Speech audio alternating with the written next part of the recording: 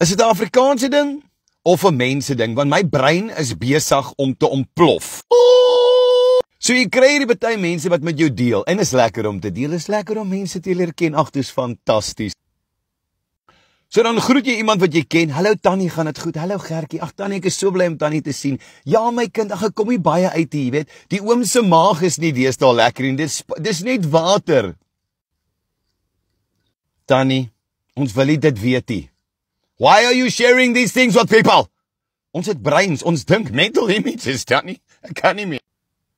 So ek wil net sê, Tannie, as jy weer so iets wil deel met iemand, die maklikste om te sê is, pas op, die volgende stukkie conversation is 'n bietjie kakkerig, né? Ja.